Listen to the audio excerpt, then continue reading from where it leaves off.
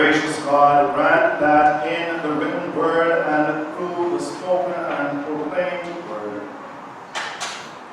we may perceive and indeed receive you, the living word. Lord, make my words that they may reach the hidden depths of many a heart.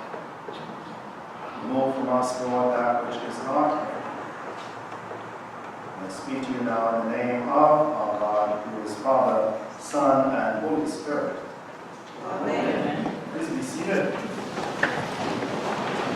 Some words from Luke's Gospel, chapter 12, verse 35 to 37. Jesus said, "Be dressed for action and have your lamps lit. Be like those who are waiting for their master to return from the wedding banquet, so that they may open the door for him as soon as he comes and knocks. Blessed are those slaves whom the master finds alert when he comes." Today's gospel reading, it picks up from Luke's Gospel where we left off last week. If you'll recall Jesus' parable of the man who had many lands, the rich man, who had these lands which produced abundantly for him.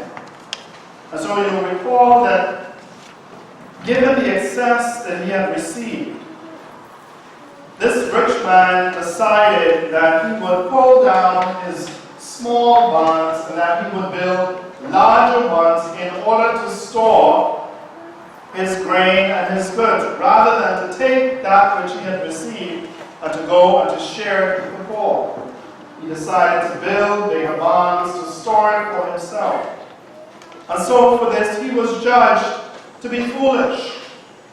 For his soul's security was rooted in the abundance of his possessions.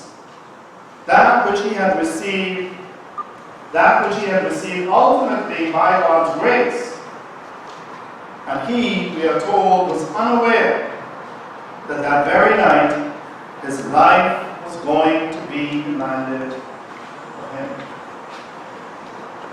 The great Saint Augustine of Hippo from that area in North Africa, speaking of God, he once wrote these words. He said, "You move us to delight in praising you, for you have made us for yourself, and our hearts are restless," he says, "until they rest in you."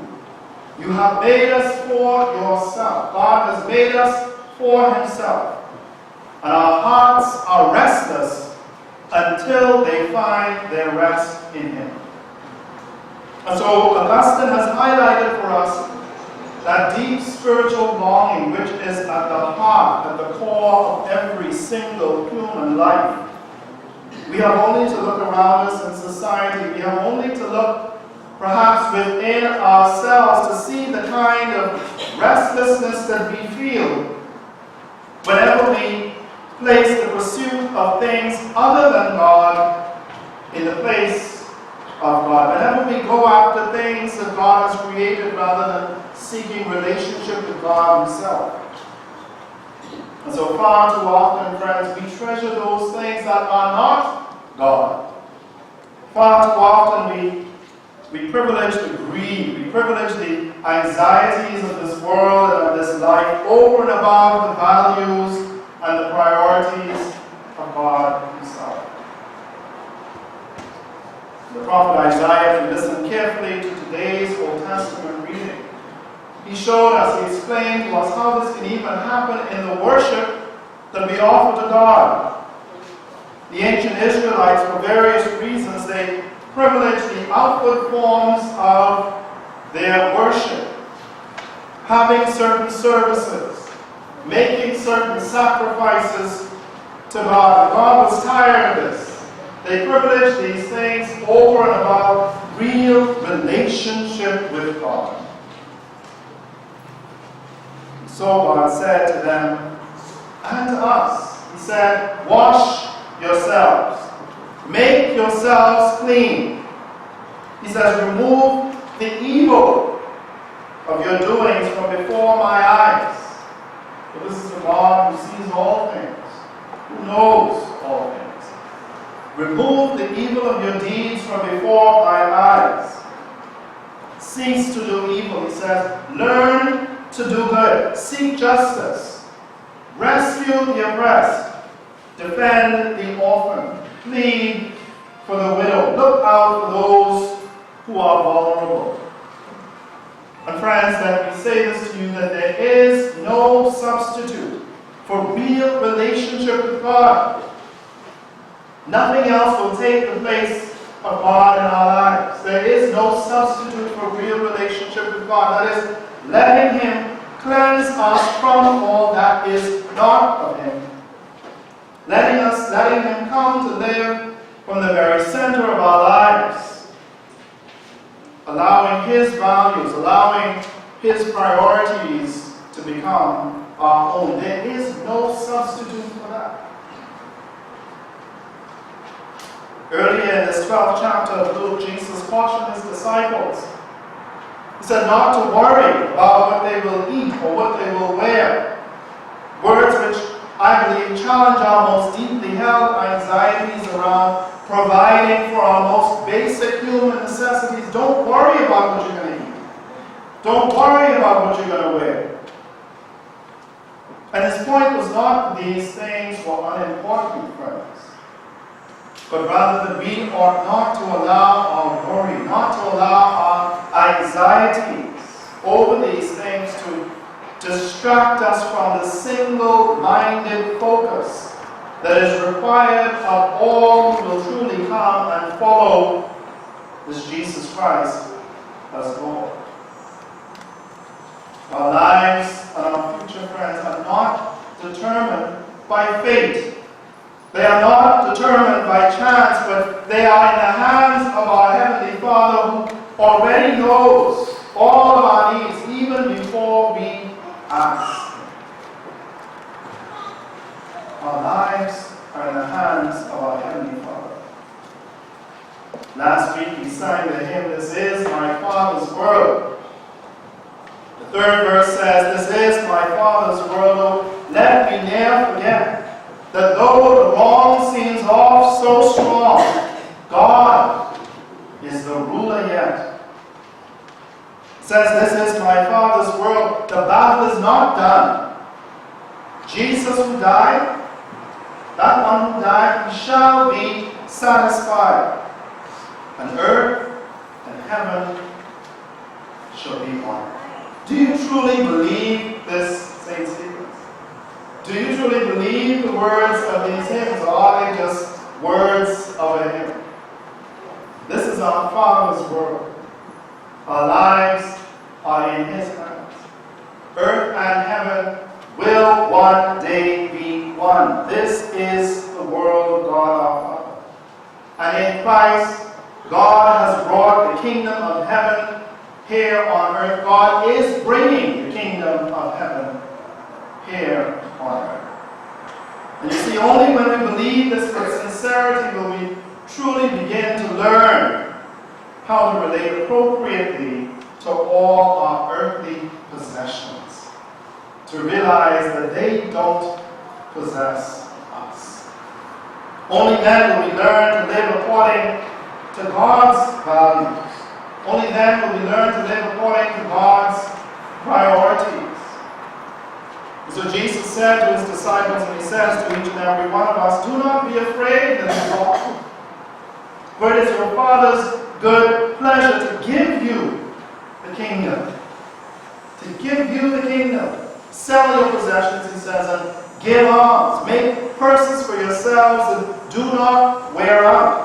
An unfailing treasure in heaven, He says, where no thief comes near and no moth destroys. He says, "For where your treasure is, there your heart will be also." Where your treasure is, there your heart will be also. In other words, if you want to know those things that you treasure, look to toward which your heart is inclined. But that is your treasure. Where your treasure is, there your heart will be also. So Jesus, friends, is warning us against becoming so earthly minded that we lose sight of this one who reaches out to us even from heaven for us and for our salvation. We know that our Lord and our Master is returning, but we know neither the day nor the hour when he shall appear. So Jesus says, you also must be ready. And this is not in the sense of trying to hedge our bets or trying to play the odds, waiting for that absolute last minute. Just live life the way you want to live it, and then on your deathbed, oh, Jesus, save me. And then as if we watch a baseball game and the fellow slides into home, and we think that that's what it's going to be like. But readiness entails real relationship with the living God. Real relationship with the living Christ. Living according to his values and priorities of his kingdom even now. And so it is a continual state of alertness. It is a continual state of readiness as we await his return. So beyond what we say with our lips, beyond where we look with our eyes, beyond what we touch with our hands or when we walk with our feet, or even what we do with our possessions, it is, more importantly, what we do with our whole lives, every day, which demonstrates our readiness. God won't be fooled. The scriptures remind us God will not be mocked. For the worship we offer to God in word and deed is not something separate from the way that we live our lives day by day. Worship is not just what happens within these four walls, but it is what goes on in our lives even as we leave this place and are sent out into the world. That too is our worship. So to be dressed for action, to have our lamps lit in the midst of this feverish and greedy and anxious life means always listening attentively for the Master's knock, and opening that door as soon as he knocks. You see, our God comes and he knocks at the door of our lives in the midst of life. It doesn't just come when you're on your deathbed. It doesn't just come when you're in a moment of crisis. All our life long, God is knocking, waiting for us to open the door. And so we are invited even now to share with him in that eternal life which begins now and continues even beyond it. I know I've said before that the most important thing that any human being can do in this life is to learn to hear and to follow the voice of this one who is our good shepherd. So alertness and readiness in this present age of waiting requires not merely learning to hear, but also to follow the voice of this one who is our God. I may have shared this with you before, but I remember as a teenager, one summer in vacation Bible school, we did an outdoor activity called a trust walk. I don't know how many of you have ever done a trust walk. But it is where each of us was paired off with a partner. So we got into groups of twos. One person had a blindfold around their eyes and the other was not blindfolded. And so the partner who was not blindfolded was given a destination, whispered into their ear, so that the blindfolded partner could not hear. And their task was to walk beside their blindfolded partner and to guide them to that predetermined destination by giving them only verbal instructions. They couldn't hold their hand, they couldn't stop them from stumbling, just walk beside them, whisper into their ear, tell them what to do. And it's called a trust walk because we had to simply trust the voice of the one who was giving us those instructions. Some people can be trusted, but some cannot, right? But we had to learn how to trust the voice of that one who was giving us those instructions. And in most instances, we discovered that that trust grew as we realized that we were being guided safely, that that person could be trusted, that we were being guided safely above or around or through the various unseen obstacles. So when you're blindfolded, we had to resist the temptation, to peek through the blindfold. Sometimes it's not wrapped properly so you can kind of see, right? So you have to resist the temptation to peek through that blindfold or to remove it altogether and instead walk based on what we can see with our own eyes. So we learned, friends, how important it was not only to listen carefully to the voice of the one giving those instructions, but also to distinguish their voice from the voices of all the other guides giving instructions to all the other persons who were being guided. But most importantly, we learned that trust entailed not merely hearing, but also carefully doing what was said. Because any subsequent instructions we got were, in a certain sense, dependent on whether or not we were obedient to the ones that we received at first. Now, I can only imagine how odd this activity must have looked. Our church was right on the street corner. And I can only imagine how odd this activity must have looked to those who were passing by on the streets. But what we were being given in this activity, friends, unknowingly at the time, was an object lesson on the skills required for Christian discipleship. We were being taught the kind of posture, the orientation, the body language which was most appropriate to this age in which we wait, in which we must be alert, in which we must be ready for our Lord's return.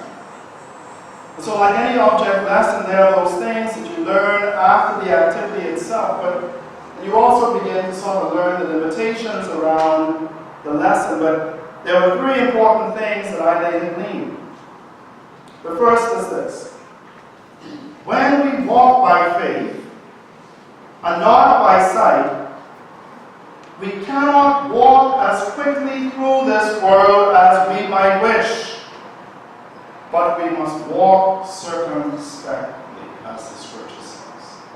Slowly, looking around, being attentive.